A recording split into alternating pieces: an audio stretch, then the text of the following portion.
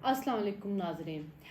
नाज़रीन, हम हमेशा नैब के बारे में बात करते रहे हैं और मेरा तो उसके ऊपर बड़ा एक क्लियर मौक़िफ़ रहा है कि नैब जैसे इदारे को बंद कर देना चाहिए, क्योंकि इस इदारे से जो आपको रिकवरी है ना वो नहीं होती हैं, उल्टा आपको नुकसान होता है। मतलब देखें, बड़े दावे किए गए इमरान खान के दौर में जी 40 अरब रुपया नैब वापस लेके आए, लेकिन वो सिर्फ पता नहीं 1.4 अरब रुपया वापस आया था, और वो भी हाउसिंग सोसाइटी से, किसी सियासतदान से कुछ भी वापस नहीं लिया गया था। और जो ब्रॉडशीट का स्कैंडल है वो हमारे सामने, पहले तो ये इदारा मजबूत किया था एक डिक्टेटर ने, यानी कि मुशर्रफ ने, और वो भी सारा इंतकाम लेना था उन्होंने उस वक्त के जो वज़ीर आज़म जिनके खिलाफ उन्होंने कू किया था, नवाज शरीफ साहब और शहबाज शरीफ जो थे, उनके खिलाफ उन्होंने इंतकामी कार्रवाइयाँ करनी थी, तो जिसकी वजह से नैब का इदारा कायम किया गया। उसी वक्त ब्रॉडशीट को भी एक ठेका दिया गया था कि जाएँ जाके इनकी प्रॉपर्टियाँ ढूंढे और सारे इनके जो सासे हैं, करप्शन, मनी लॉन्ड्रिंग जहाँ जहाँ पे हुई है वो सब लेके सामने। तो जितना ब्रॉडशीट ने उतना ढूंढा कुछ नहीं, उल्टा इनको ब्रॉडशीट को पैसे देने पड़ गए कि जी हमने आपको सर्विस फराहम की, और मिला कुछ भी नहीं था। तो वो इंतकामी जो इदारा बनाया गया था उसका उसके बाद दूसरी दफ़ा इस्तेमाल किया इमरान खान ने, मुशर्रफ के नक्शे कदम पे चलते। वैसे भी इमरान खान एक सिविल डिक्टेटर ही तो हैं, तो वो उन्होंने इस्तेमाल किया, और उसके बाद उन्होंने जिस जिस पे भी चाहा उन्होंने मुकदमे बस खड़काई गए, मुकदमे बनाए गए। आहद चीमा पे भी बनाया, फवाद हसन फवाद पे बनाया। ये ब्यूरोक्रेट थे, आपने इनके करियर तबाह किए, कितने साल वो बैठे रहे। मैं इनकी बात इसलिए कर रही हूँ कि आज जब इस्लामाबाद हाई कोर्ट में जहाँ से बरियत मिली है एहसन इकबाल को, नारोवल स्पोर्ट्स कॉम्प्लेक्स जो था उसके केस के अंदर से, वहाँ पे अतर मिनुल्लाह ने अहचीमा के बारे में बात की कि 3 साल आपने उसको जेल में रखा, तो उसकी भराई कौन करेगा अब जो आपने उसका नुकसान किया है, उसकी फैमिली जो मेंटली टॉर्चर के अंदर रही है, करियर तबाह कर दिया आपने और आपको मिला कुछ भी नहीं। इसी तरह ख्वाजा आसिफ को जेल में डाला गया, हाकान अब्बासी को। देखिए, हाकान अब्बासी ने अपने दौर के अंदर एक बड़ी अच्छी डील की कतर के साथ एलएनजी की कि 11 से 13 डॉलर पर एमएमबीटीयू उनको एलएनजी मिलनी थी। 2 टर्मिनल बने, मजीद टर्मिनल का क्या गया कि वो बनाए जाएंगे। इमरान खान ने किया ये कि जब कोरोना आया, कोरोना के दिनों के अंदर हर चीज़ जो थी वो नीचे चली गई। इवन आपकी टके टोकरी, आपका पेट्रोल भी हो गया था। और आपको याद होगा कि उस वक्त भी इन्होंने 67 रुपीज़ जब पेट्रोल किया था तो आपको मिलना बंद हो गया था, और लाहौर पंजाब में तो मिलता ही नहीं था 500,000 से ज़्यादा। फिर रातों रात 35 रुपये बढ़ाए गए थे, नदीम बाबर को फ़ायदा पहुंचा लो, उसके ज़ाहिर शेयर्स थे और उसके अलावा पेट्रोल पंप वगैरह थे। तो फिर आप उस वक्त भी लोगों ने बड़ा शोर डाला था, लेकिन वही बात है कि हमारे लोगों का हाफजा बड़ा कमज़ोर है, उनको भूल जाता है कि पिछले दौर में क्या हुआ। तो एलएनजी उस वक्त एलएनजी होगी बहुत सस्ती, तो इन्होंने ना कहा कि जी ये देखें, इन्होंने तो कौमी खजाने को नुकसान पहुंचा दिया, आज हमें $4 एमएमबीटीयू के ऊपर एलएनजी मिल रही है। तो उन्होंने शुरू कर दिया, कतर के खिलाफ बोलना शुरू कर दिया कि इनको किक बैक दिया गया, करप्शन हुई है, सारा कुछ हुआ। पूरा 1 साल हकान अब्बासी को जो था जेल में रखा, नैब केस नहीं बना सकी, तो कहते थे आओ बैठो मैं समझाता हूँ आपको। फिर देखें आज उसका नुकसान। अगर आज वही हमारी डील चल रही होती कतर के साथ, तो आज हमारे मुल्क में गैस की भी कमी ना होती, एलएनजी के टर्मिनल्स बने होते और हमारी गैस यहाँ पे सस्ती भी होती। लेकिन इन्होंने क्या किया, इन्होंने वो डील को नहीं मटेरियलाइज होने दिया, खुद भी आगे काम नहीं किया। वो जो कंपनी इनको कह रही थी कि 3 साल के लिए मुआहदा कर लें, उसके साथ भी नहीं किया। पता नहीं क्या इनको था कि आगे जाके और मजीद शायद इनको मुफ्त मिलनी शुरू हो जाएगी एलएनजी। अब जब रूस और यूक्रेन की वॉर शुरू हुई तो आपको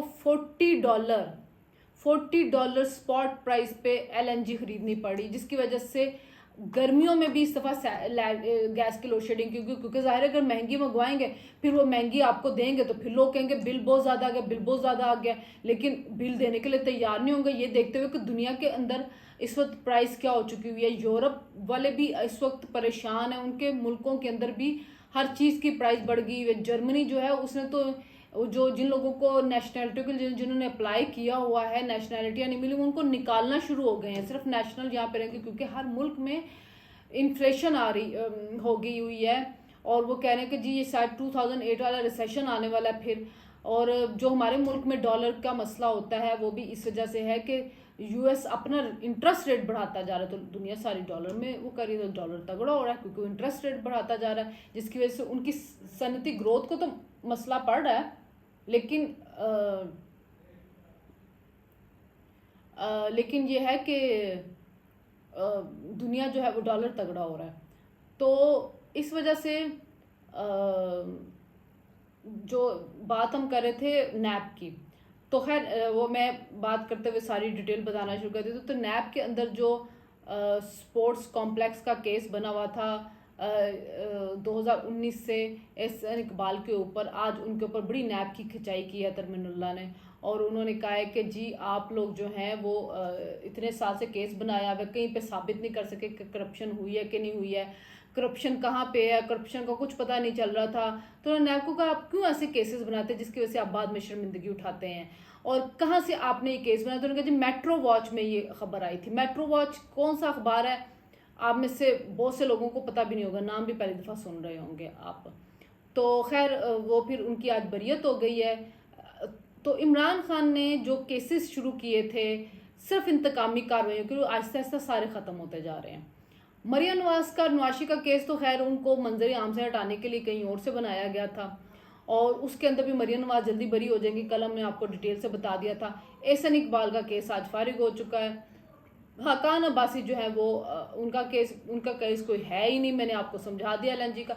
तो ये सारी बातें थी, लेकिन चूंकि केस बना दिए गए थे, केस बना के उसके बाद इमरान झूठ पे झूठ बोलते रहे, तो जो अवाम थे उनके जहनों में ये चीज़ें सरायत कर गई कि वाकई चोर और डाकू करप्शन है। ऐसा होता नहीं, क्योंकि जो उनके फॉलोअर्स हैं वो तहकीक नहीं करते हैं, लेकिन जो लोग सोचने वाले होते हैं जब उनके सामने चीज़ें आनी शुरू होती हैं तो वो मज़ीद तहकीक करते तो उनको पता चलता है कि क्या हुआ है।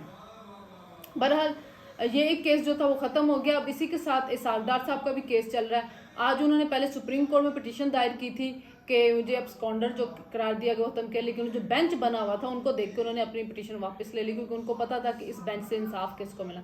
इजाज़ुल हसन मुज़ाहिर अली अकबर नकवी बैठे हुए हैं, और सोर्सेज ने बताया कि मुज़ाहिर अकबर नकवी ने कहीं पे निजी महफिल में कहा था कि मैंने नवाज शरीफ, शहबाज शरीफ और हमजा शहबाज शरीफ लोगों को छोड़ना नहीं।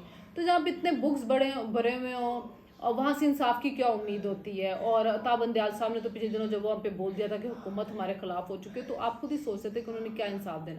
तो उन्होंने अपनी पिटीशन वापस ले ली, और उसके बाद अब उन्होंने जज बशीर की एहतसाब अदालत में पिटीशन दायर की है, जिसके अंदर उन्होंने ना कहा है कि जी मैं सरेंडर करने के लिए तैयार हूँ, मुझे राहदारी ज़मानत दीजिए, मुझे आते साथ गिरफ्तार ना किया जाए। बहरहाल देखते हैं कि उनको क्या रिलीफ मिलता है, और उनके बारे में कहा जा रहा है कि शायद वो जल्द नहीं आएंगे, लेकिन इस वक्त जो इकॉनमी के हालात हुए हुए हैं, जो नवाज लीग का वोटर है वो बड़ी बुरी तरह से उनको याद कर रहा है कि उनको अब वापस आ जाना चाहिए, क्योंकि महंगाई बहुत ज़्यादा हो चुकी है, डॉलर कंट्रोल में नहीं आ रहा। तो देखते हैं कि सागदार साहब जो है वो कब तक वापस आते हैं और क्या वो करते हैं। उसके बाद जो मज़ीद जो चल रहा है वो शौकत तरीन का मामला चल रहा है। जो शौकत तरीन है वो उनको एफआईए ने बुलाया था, और एफआईए ने उनको बुलाया था उस केस में जो उनकी कॉल निकली थी झगड़ा के साथ और मोहसन लगारी के साथ, जिसमें उनको कह रहे थे कि ख़त लिखें और ख़त मैं रिलीज़ कर दूंगा, IMF तक चले गए, जब IMF की ये जो डील है ये ख़त्म हो जाएगी। तो वो एक उसके बारे में ये कहा जाता है कि ये मुल्क दुश्मनी थी और मुल्क के साथ दुश्मनी की गई थी, और उस वजह से ये सारा इन्होंने शुरू किया था कि किसी तरह IMF की डील रुक जाए।